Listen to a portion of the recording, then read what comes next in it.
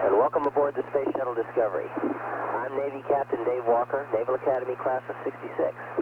With me are Colonel Bob Cabana, U.S. Marine Corps, Class of 71, Lieutenant Colonel Rich Clifford, West Point Class of 74, Lieutenant Colonel Jim Voss, who is an instructor at West Point, and last but certainly not least, Colonel Guy Bluford of the United States Air Force. Like many service people around the world, we're missing the Army-Navy game because we're on duty.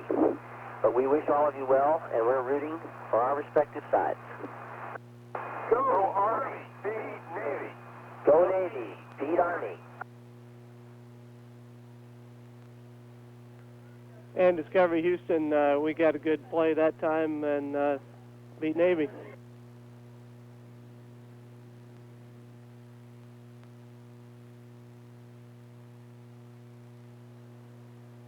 And we have the video now. Okay, Don, today we wanted to take the dog out for a walk, but decided that wasn't a prudent thing to do. So we decided to exercise the dog inside a little bit.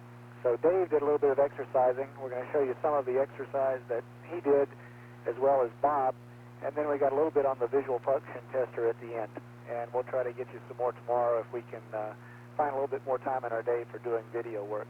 Okay, here's Dave. Okay, all five of us are using this rowing machine that you see me on right here. Three of us, Guy, Bob, and Rich. Guy,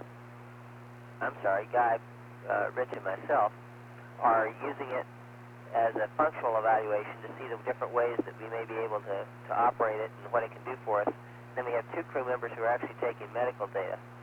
Here's your basic rowing motion. It's a little bit different than it is on Earth, and you do need to turn the thing sideways to get the handle between your legs to get a good pull on it.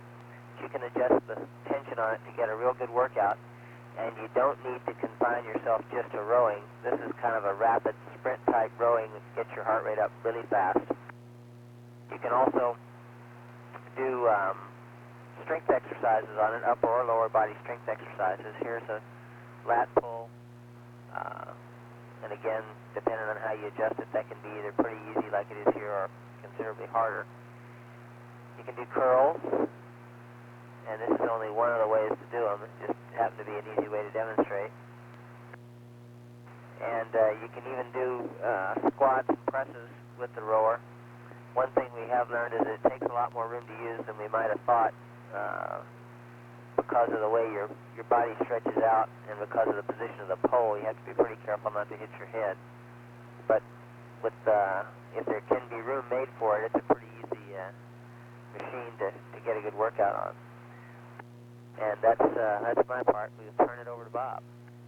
And Dave, Jekyll Lane would be proud of you.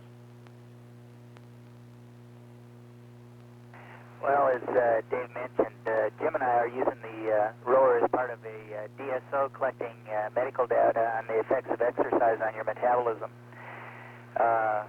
We've got a protocol that we run where we work up to a basic heart rate for a few minutes as a warm-up, and then we go 4 minutes at a higher heart rate with a 2-minute cool down, and then 4 minutes at the higher heart rate, 2-minute cool down through a 34-minute cycle, all the time collecting our heart rate. You can see even in space, dogs can be a hazard to joggers or rowers, as the case may be.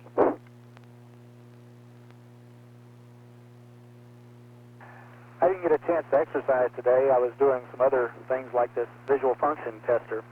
It's a box that we look into, and there's a screen in there we'll show you later that we change the contrast by turning a knob.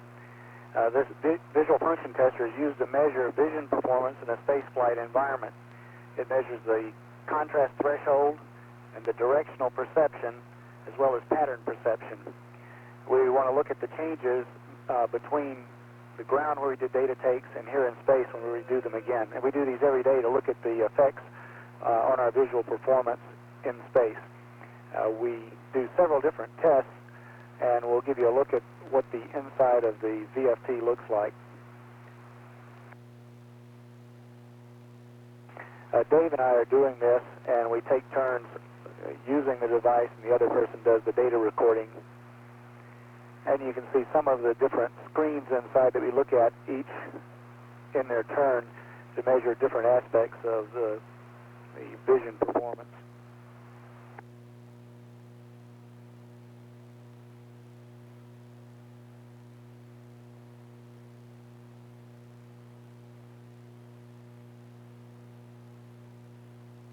Okay, that's about all we've got for you today. There were some obviously other, and in some ways, much more complex things we did, but that didn't leave us much time for filming that stuff.